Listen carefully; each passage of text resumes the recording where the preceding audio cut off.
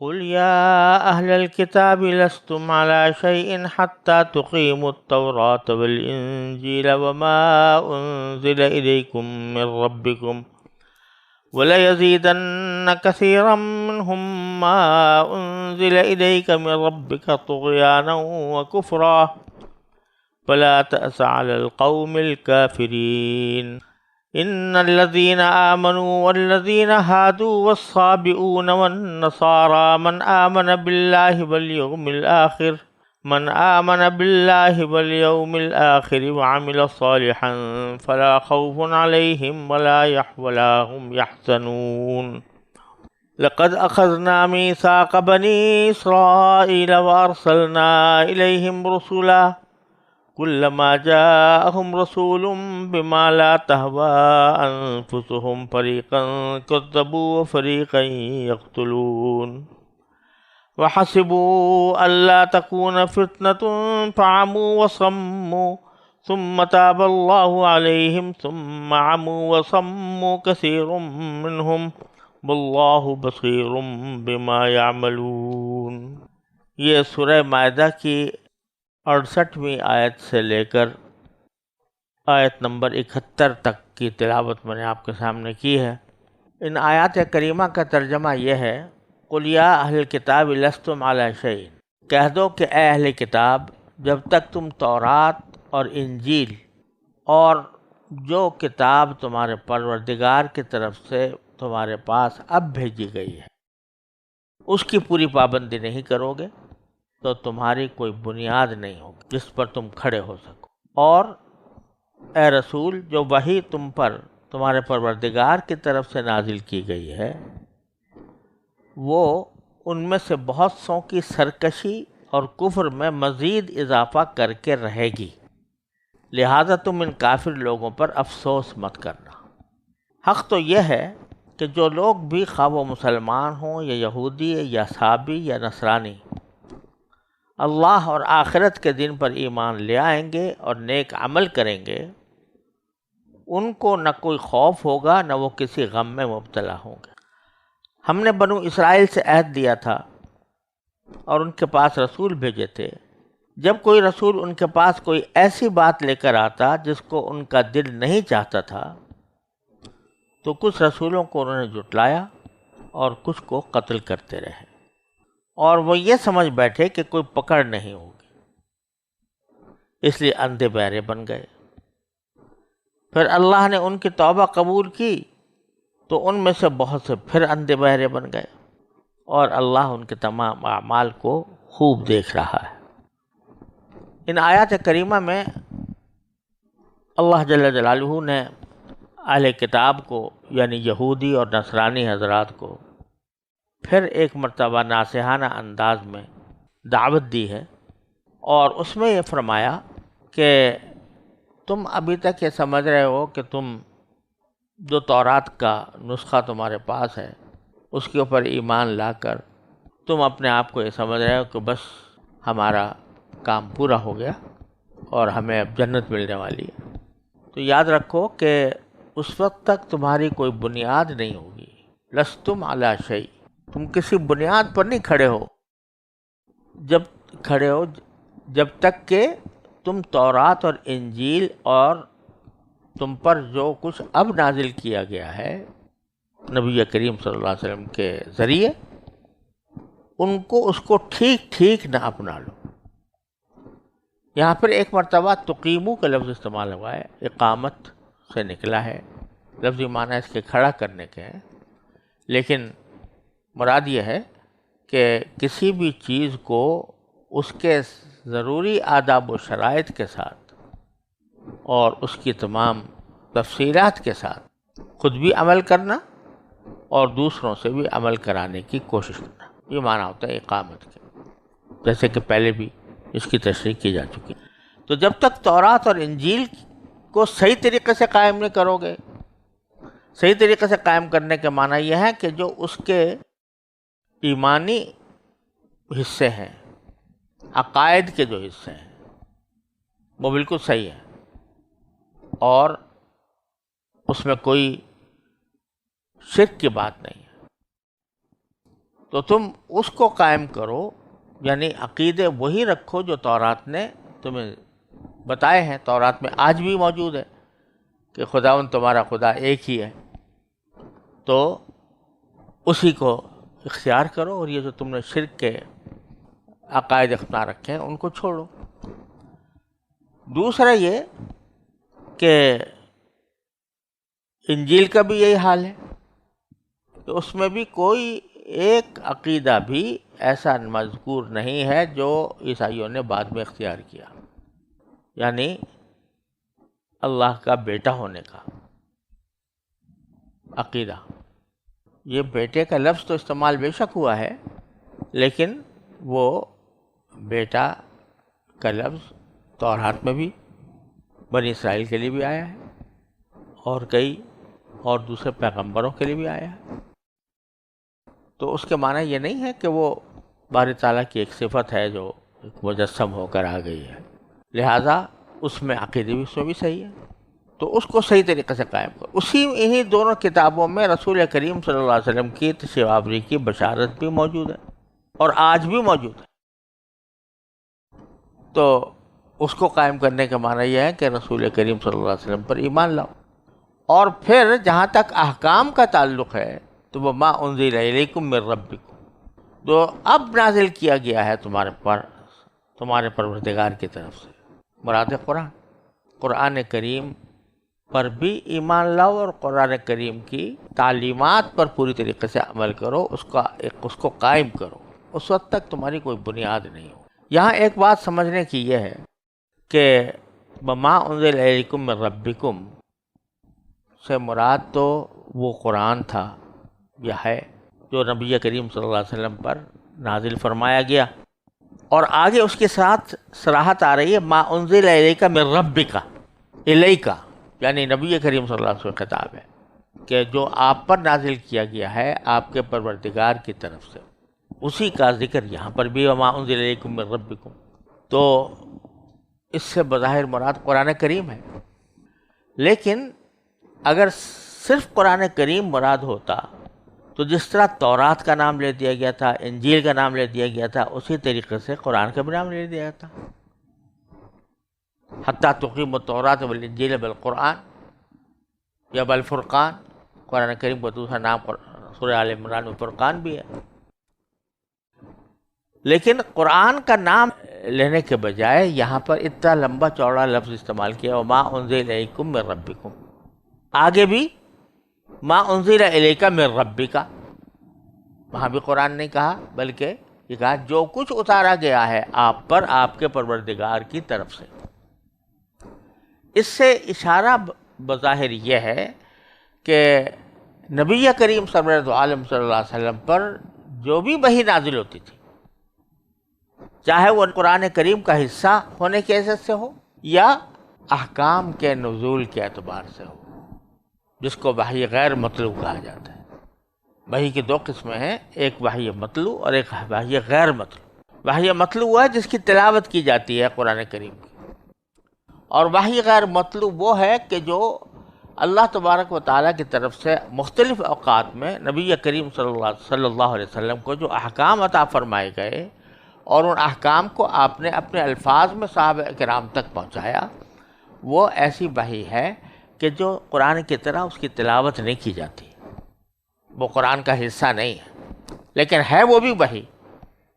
اور وہ احکام کی صورت میں موجود۔ قرآن کریم میں خود فرما دیا وما ينطق عن الهوى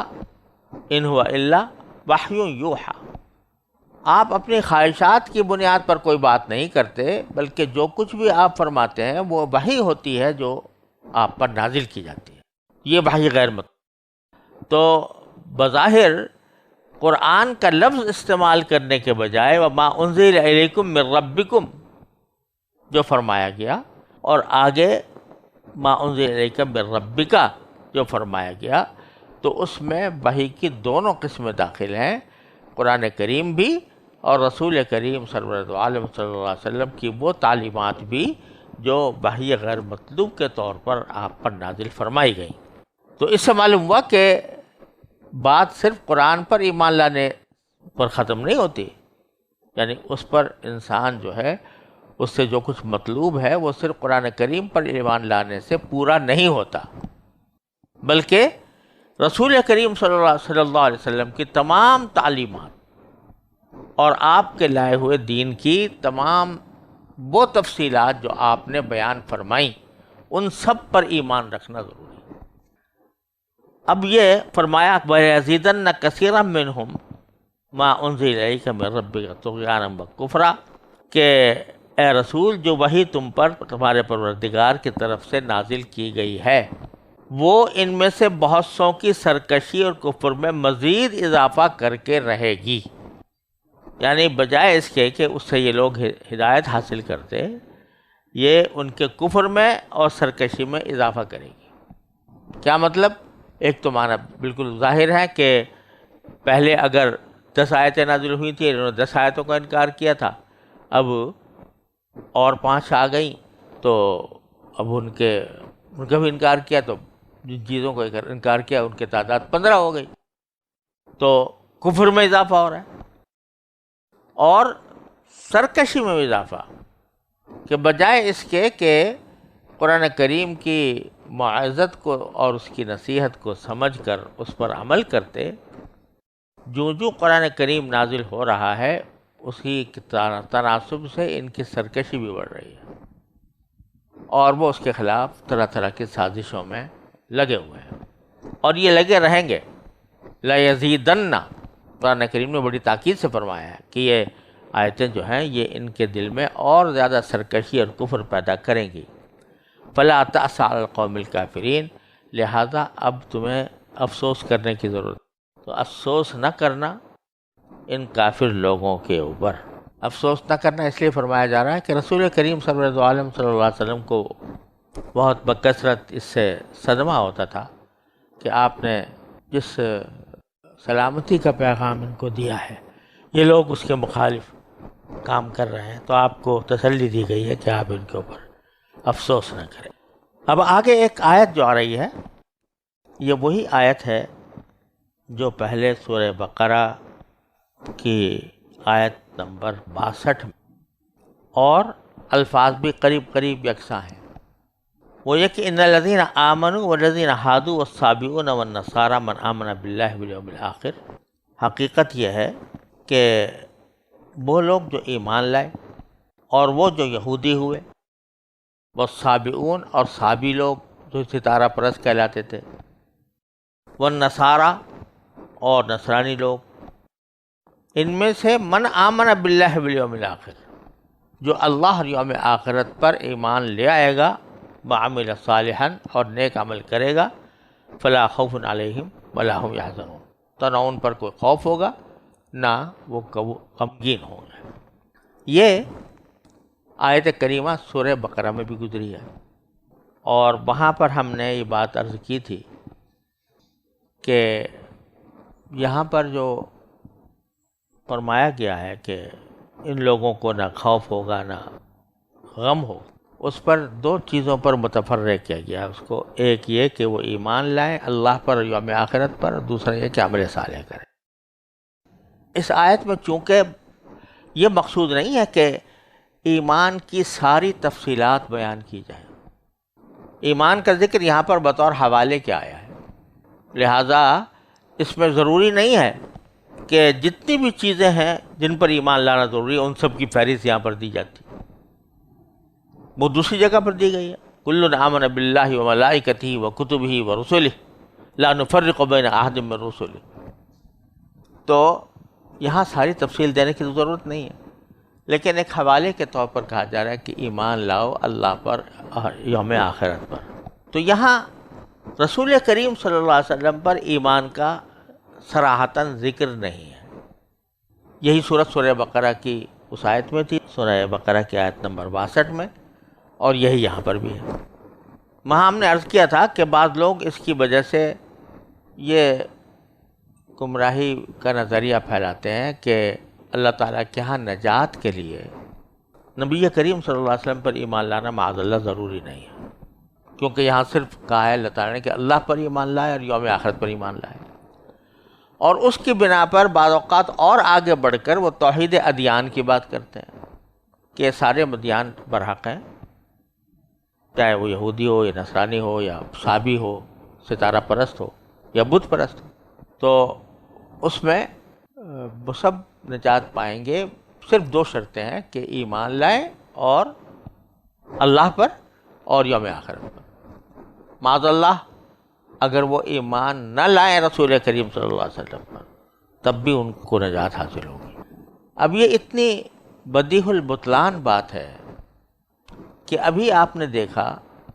اس آیت سے بالکل پہلے جو آیت تھی اس میں کیا فرمایا تھا؟ قُلْ يَا أَهْلَ الْكِتَابِ لَسْتُمْ عَلَىٰ شَيْءٍ حَتَّىٰ تُقِيمُوا التَّوْرَاةَ وَالْإِنجِيلَ وَمَا أُنزِلَ إِلَيْكُم مِّن رَّبِّكُمْ، اور پھر ما انزل الیکم من ربکم کو آگے مزید واضح فرما دیا، وَلَيَزِيدَنَّ كَثِيرًا مِّنْهُم مَّا أُنزِلَ إِلَيْكَ مِن رَّبِّكَ طُغْيَانًا وَكُفْرًا۔ یہاں نبی کریم صلی اللہ علیہ وسلم پر نازل کی ہوئی وحی کو معتبر مان کر اور یہ فرمایا گیا کہ ان لوگوں کی ضد کی وجہ سے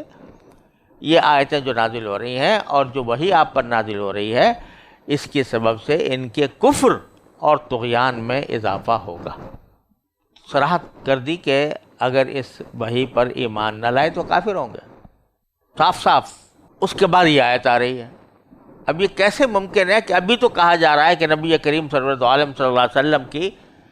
وحی پر نازل ایمان لائے بغیر تمہاری کوئی بنیاد نہیں ہوگی، اور اگر نہیں لاؤ گے تو طغیان اور کفر کے مرتکب ہوگے، اور فوراً یہ کہا جائے کہ نہیں جی رسول اللہ صلی اللہ علیہ وسلم پر ایمان لانا ضروری نہیں، اعوذ باللہ۔ تو کوئی تک نہیں ہے اس بات کا کہ اس کو یہاں پر اس بات پر محمول کیا جائے۔ اس سے اگلی جو آیت آ رہی ہے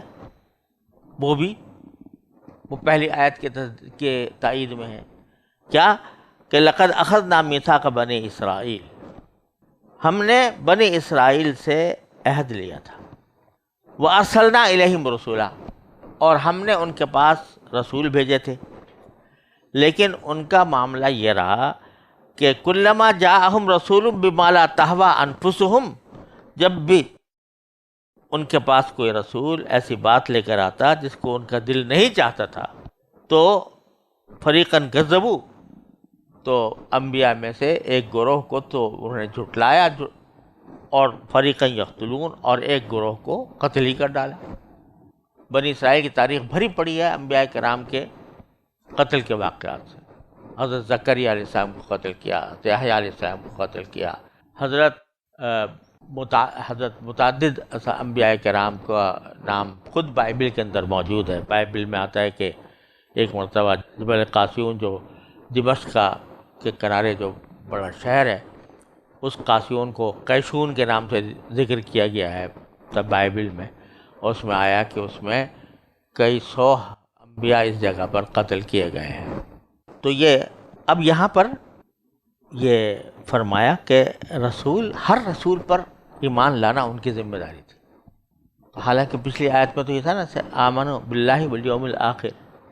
اللہ اور یوم آخر، کسی رسول کا ذکر نہیں تھا، لیکن یہاں یہ فرمایا کہ ہر رسول پر ان کا ایمان لانا ضروری تھا۔ تو عجیب بات ہے کہ سارے انبیاء جو پیچھے گزرے اور جو اب موجود نہیں ہیں، ان کے تعلیمات بھی موجود نہیں ہیں، ان پر ایمان لانا تو ضروری ہو، اور رسول کریم صلی اللہ علیہ وسلم پر ایمان لانا ضروری نہ ہو۔ تو ان کا طریقہ یہ ہوتا تھا کہ کلما جاءہم رسول بما لا تہوی انفسہم فریقاً کذبوا فریقاً یقتلون وحسبوا الا تکون فتنۃ، انہوں نے دل میں یہ گمان کر لیا کہ ان کو اس انکار سے کوئی آزمائش ان کے لیے کھڑی نہیں ہوگی، یعنی کوئی پکڑ نہیں ہوگی اللہ تعالیٰ کی طرف سے۔ نتیجہ یہ کہ وہ اندھے بہرے بن گئے، فعموا وصموا، اور پھر اللہ تعالیٰ نے ان کی توبہ بھی قبول کر لی۔ جب بعد میں توبہ کی اپنے ان کفری عقائد سے اور انبیاء کرام کے قتل سے توبہ کی، تو اللہ تعالیٰ نے توبہ قبول بھی کر لی، لیکن توبہ کرنے کے بعد بھی اور اللہ تعالیٰ کی طرف سے توبہ قبول ہونے کے بعد بھی ان لوگوں نے رویہ وہی جاری رکھا، عموا وصموا، پھر اندھے بہرے بن گئے۔ کثیر منہم، ان میں سے بہت سے لوگ،